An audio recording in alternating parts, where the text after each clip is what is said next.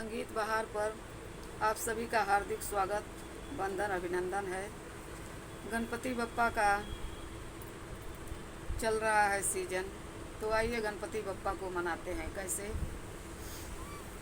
करी ले ध्यानवा तुहार हो, रिद्धि सिद्धि के सजनवा, धरी ले ध्यानवा तुहार हो, रिद्धि सिद्धि के सजनवा, रिद्धि सिद्धि के सजनवा, रिद्धि सिद्धि के सजनवा, धरी ले ध्यानवा तुहार हो, रिद्धि सिद्धि के सजनवा। बीते 11 मास तोहर करत इंतजारवा, बीते 11 मास तोहर करत इंतजारवा, फिर भादो महीनमा गुले जार हो, रिद्धि सिद्धि के सजनवा, भादो महीनमा गुले जार हो, रिद्धि सिद्धि के सजनवा, करी ले ध्यानवा तोहार हो, रिद्धि सिद्धि के सजनवा।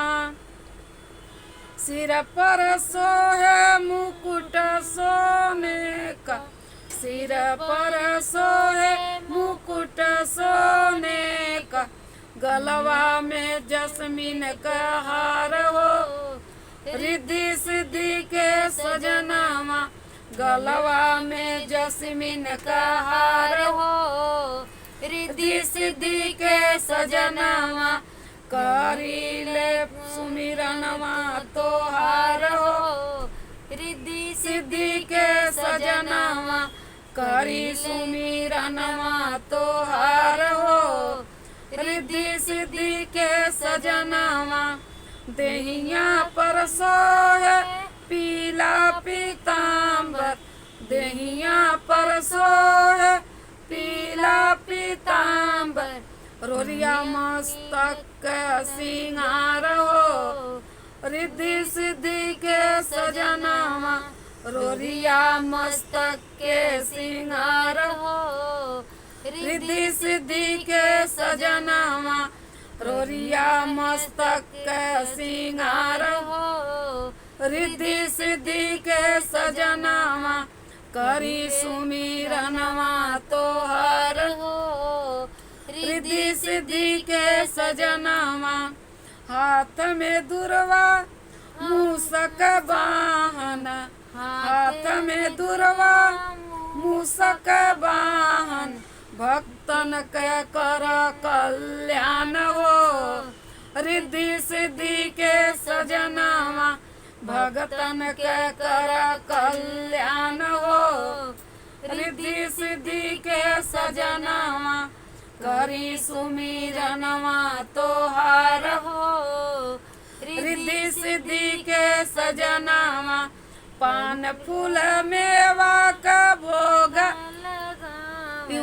पान फूल मेवा का भोग लगेला, मोदक रहे अधिकार हो, रिद्धि सिद्धि के सजनवा, मोदक पर जाला बलिहार हो, रिद्धि सिद्धि के सजनवा, मोदक पर जाला बलिहार हो, रिद्धि सिद्धि के सजनवा, करी सुमिरनवा तोहार हो, रिद्धि सिद्धि के सजनवा।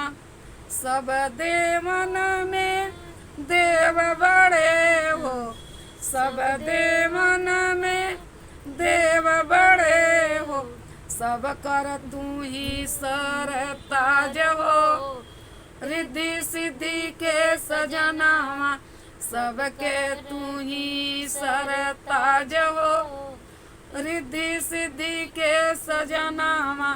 प्रथम पूजा का स्थान हो, रिद्धि सिद्धि के सजनवा, गंगोतर के लगावा बेड़ा पार हो, रिद्धि सिद्धि के सजनवा, करी ले सुमिरन तोहार हो, रिद्धि सिद्धि के सजनवा, करी सुमिरनवा तोहार हो रिद्धि सिद्धि के सजनवा। धन्यवाद। लाइक कीजिएगा, सब्सक्राइब कीजिएगा और कमेंट बॉक्स में लिखिएगा ये गीत कैसा लगा। धन्यवाद।